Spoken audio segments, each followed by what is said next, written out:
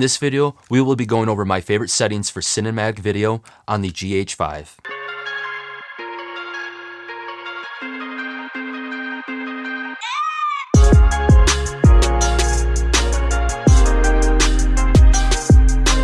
What's up everybody, I'm Jake McHugh, and this channel is all about making better videos. I do gear reviews and test videos to help you determine what gear you need to make the videos you want to achieve.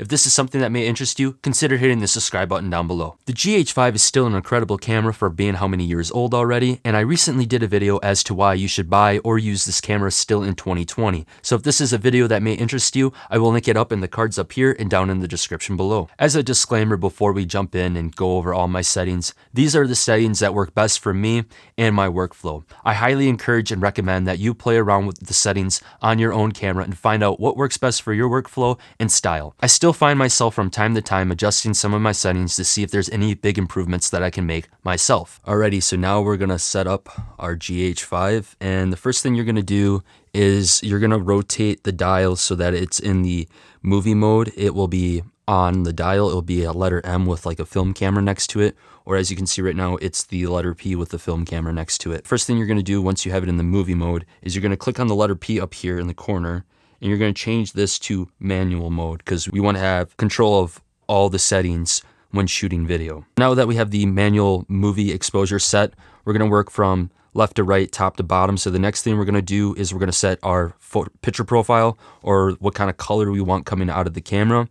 And in order to do this, there's two ways you can go about this. I have F2 or function 2 set to the quick menu on my GH5, and then to do that, you just press and hold on function 2, and you would pop up all the different functions here, and then you would just select quick menu. And if I remember correctly, that's how it comes from factory, or like by default. So I could be wrong, but another way to access some of these settings is you're gonna hit your middle button for the menu, and you're gonna go all the way up to the second one, and there's your photo style. When you're choosing your photo styles, there's a lot of things to take in considerations and it really depends on your needs and wants. If you're looking for something more for like content creation or a turn and burn workflow, you don't want much color grading, you just wanna edit and upload right away, I recommend either standard or going over to natural. And with some naturals, I recommend some tweaks. This is one setting that I came across on the internet, and I've had okay success with it. There's a bunch of different settings that you can choose when you're shooting in natural, so I highly recommend, if you want to go that route,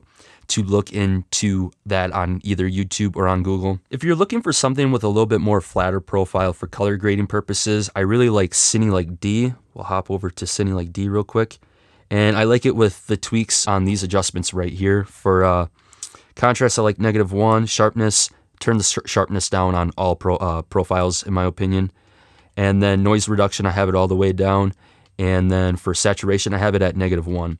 And I really like Cine Like D. It's the one I tend to use the most with these settings here. And I just like the results I get from it. It's a flatter look out of camera, but I can grade it fairly quickly and get the desired look that I want for certain projects. If you're looking for even more extra room for color grading or more freedom when color grading in post, two other profiles that I would recommend is the HLG or hybrid log gamma, and this has more dynamic range than the standard picture profiles. It's actually used for HDR recording, which is high dynamic range. Another one that I would suggest would be Vlog L, which I currently don't have on this camera because you have to pay $100 to have it on your camera, but that is Panasonic's log version for the GH5, and that is really great. It has a super grayscaled image coming out of camera for you that allows the most flexibility in post when color grading. I only recommend the HLG and the Vlog in 10-bit recording due to the fact that, one, you can't shoot HLG in anything else but 10-bit on this camera, and two, when you shoot Vlog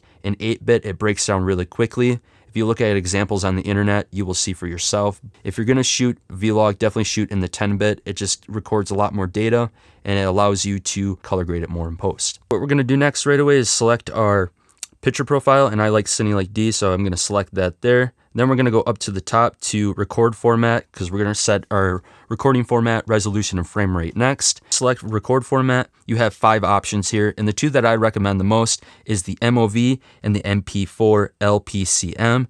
And do note that there's not really a big difference between the 2. They're just containers. The codec doesn't really change much at all. But do note that one of these formats might play a little bit nicer depending on what editing system that you use. For example, I edit on a Mac, so MOV plays a little bit nicer on Macs due to it being a QuickTime format. If you're using a PC, the MP4 might work a little bit better. Now, the reason that I choose this MP4 compared to the other 2 is the fact is that the other 2 have more compressed audio, and I don't want that compression, so the LPCM is just a little bit better due to the fact that it's not as compressed. So I'm going to select MOV as my record format, and then we're going to go down to record quality. And to something to consider, if you want the most cinematic and natural image coming out of camera, you're going to want to shoot in 24 frames per second, because this is what they use in Hollywood for movies and such. I wouldn't recommend 30 frames per second because this is used more for soap operas or TV broadcasts, so I really wouldn't recommend shooting in 30 frames per second. Now, if you want the most flexibility when it comes to color grading, then you're going to want to choose one of the 4K settings that have the 422 internal, and you want to shoot in that 10-bit as well. And if you want to shoot something that you would use for a really big project or for a short film, I'd recommend this setting here, which is the 4K 422 10-bit all-eye 400 megabytes per second. What that is that's a lot of data coming in, and that will give you the most flexibility to push the colors in post. Now, if you want to shoot something for YouTube, you definitely can get away with something like this right here where it has the 8-bit footage. That's good enough for YouTube in my opinion. But if you want that 10-bit goodness for some more room and color grading, then I would recommend shooting in the 4K 10-bit 422 long GOP 150 megabytes per second. And this is what I use the most, actually. I love using this setting. I've had great luck with it. So we're going to select the 4K 10-bit 422 150 megabytes per second. Then I'm going to just hit my shutter button, go back to the main screen here. Now that we have our picture profile and our recording format, which actually I selected the wrong one there, my bad. We're going to go to 4K 422 10-bit 150 megabytes per second. So working left to right, we're going to go over our manual focus mode now, or our focus modes. If I'm behind the camera or if I'm using adaptive lenses, I'm using manual focus about probably 97% of the time. I find that the autofocus on this camera, even after the update made it a little bit better, but it's still a little funny sometimes. It isn't really the best. But if I were to shoot in autofocus, I'll show you my quick settings here. I'll flip it to AFC or autofocus continuous, and I'll hit function 3 here, which will pop up my autofocus modes. And the one I use the most is one area. I find that this one's the most consistent, but I still do notice the pulsing in the background, especially if I have like a lamp in the background. That lamp light will pulse quite a bit. Another one that I would recommend is face eye detection. It's good, but it's not as good as one area. And with one area, I make that box really, really small, and I have it like right on my nose, basically. That is what I use for autofocus if I'm shooting autofocus. If I'm using manual focus, I will use this button from time to time as back focus or push button autofocus, and that's consistent. If you press and hold on that, I don't have issues with that. So next thing we're going to do is we're going to jump down to the metering mode. So I hit my function 2 to pop up the quick menu. I'm going to hit right, and it's going to drop me down to the metering mode.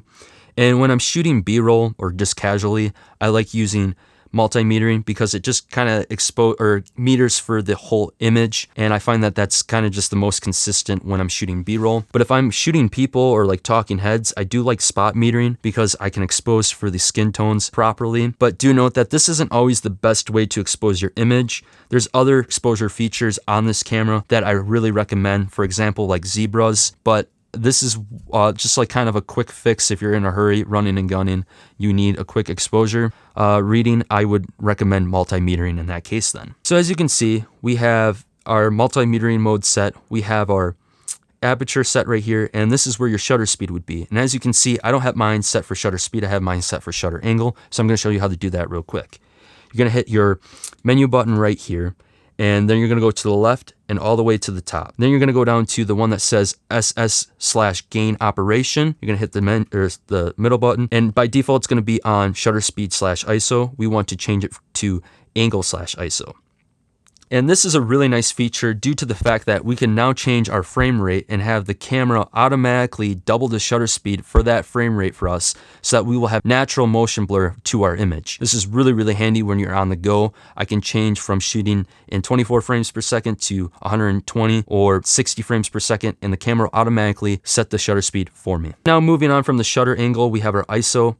And for this, by default, if you go in here, I think it's under exposure, click on this. Yes, ISO increments right here. By default, it's going to be on one stop. We want every third stop. And the reason being is that that will allow us to change the ISO a little bit more precisely so we can dial in our exposure properly. Lastly, we have our white balance setting right here. And when I'm usually outside shooting, I just set it up for one of the Kelvin adjustments, and I hit the white balance button on top here. And what it does is you have all these different options down here, and you can set some preset Kelvin adjustments. So when I'm shooting outside, I have it set to 5600 or daylight. And to adjust that, you just head up, and then you can adjust how high or low you want the Kelvin scale to be. 5600 is daylight. I have one for tungsten, which is 3200. So this is really, really nice. I can change my white balance in a hurry, and I can really dial it in when on the go. Now, if I'm shooting in a control setting or in a setting where I control the lighting, I will use one of these to the left here.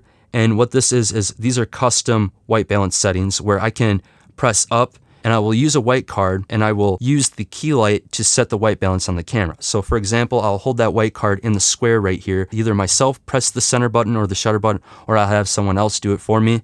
And what that does is that will set the white balance to the key light on the camera. So you'll have perfect white balance in that situation then. Now that we have all the basic settings out of the way, it is time to take advantage of some of the really nice features that this camera has to offer. So the first feature that we will be setting up is focus peaking. And this is a very nice thing to have on at all times when you are shooting in manual focusing mode. And it will show you an outline of what is in focus. This is very handy when shooting on old manual vintage lenses. So to access this feature, you'll click on the menu button right here.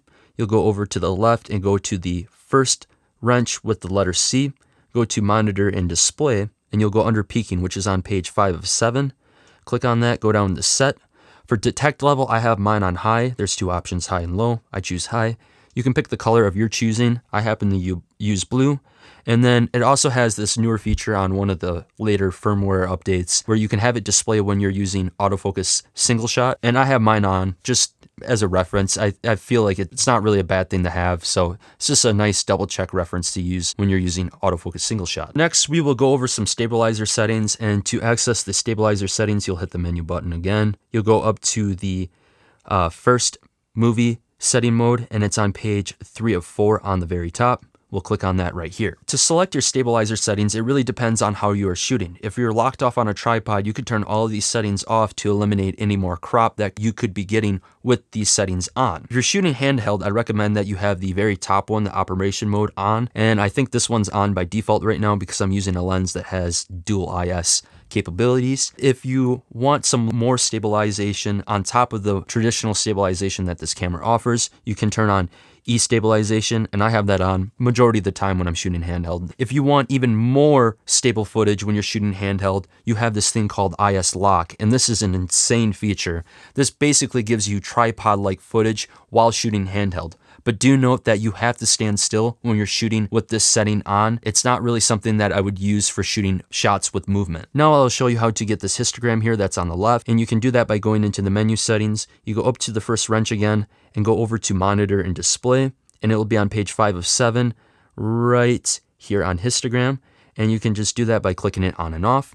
I also have mine set for a function button 1, so if you press and hold on that, it'll pop up all the functions once again, and you will just scroll through until you find histogram. This is one of those tools that you can use along with the metering that I showed you here earlier to help you expose your image properly. And what you want to do is you want to try to get this right here all perfectly in the middle. For example, real quick, I will pop off my lens cap and you'll see how a bunch of lines move over. So as you can see, I'm underexposed greatly here, but what you want to do eventually is get it where everything is in the middle more. As you can see, I'm really pushing my ISO right now because I'm not in a very good lit situation, but that's how you would want to accomplish that right there. Another exposure feature that I use often, especially when I'm exposing skin tones, is zebras, and you can set those up by going into the menu here, going back to that custom wrench, go to monitor and display. It's on page 5 of 7, again, and it's down here on the bottom called zebra pattern.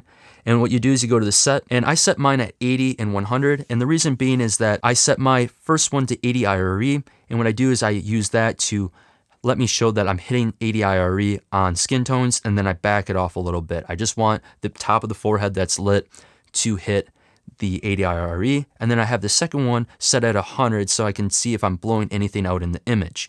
So another quick thing that you can do that makes this really nice when you're shooting on the go is I have my function 4 set to this feature here, and I click it once and it's set at 80 RE, and then if I hit it again, I have it to see if anything's blown out. So press and hold on that. You'll go through all the functions, again, find zebra pattern, and click select there. The GH5 also allows for the feature of waveforms and vector scopes, but I tend not to use that as often due to the fact that it takes up a lot of space on the small LCD screen on the camera. If I was using an external monitor, I definitely would use these features a lot more often as they help you dial in your exposure very nicely. Next, what I will show you is how to get the mic levels down here on the bottom left, and that way you can see the audio levels while you're shooting video. So to do this, you'll go into the menu here, you'll go up to the second tab, and on the third page, you'll have mic level adjust.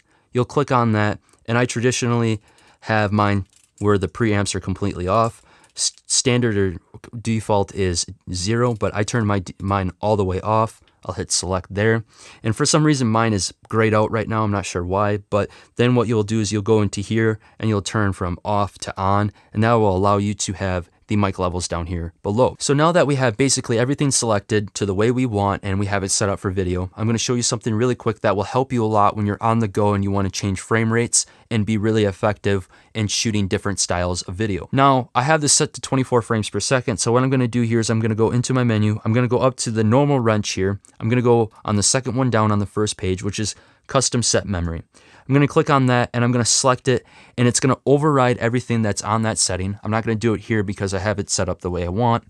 But basically, when I turn it to dial 1 now, it will have everything exactly the way I had it set up. Now, if I want to have it where I'm shooting in 60 frames per second, I can go in here.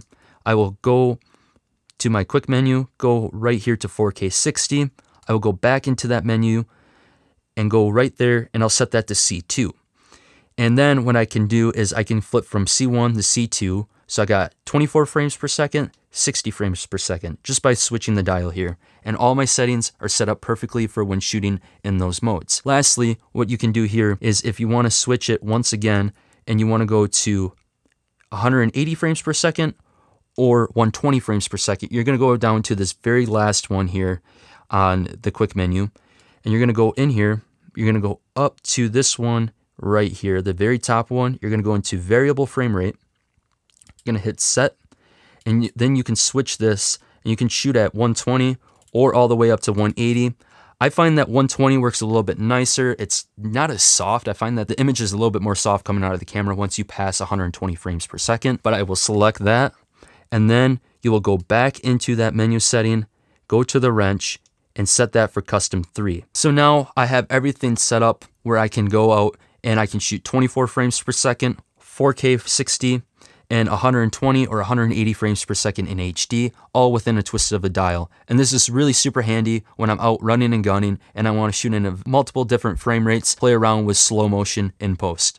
So that's going to do it for this video here. I hope you guys enjoyed it and got something out of it. If you like this video, make sure you hit the thumbs up button down below. Subscribe if you haven't already, and make sure you hit the bell. That way you get notified when I drop future videos just like this one here. And last but not least, I will catch you guys in the next video. Peace.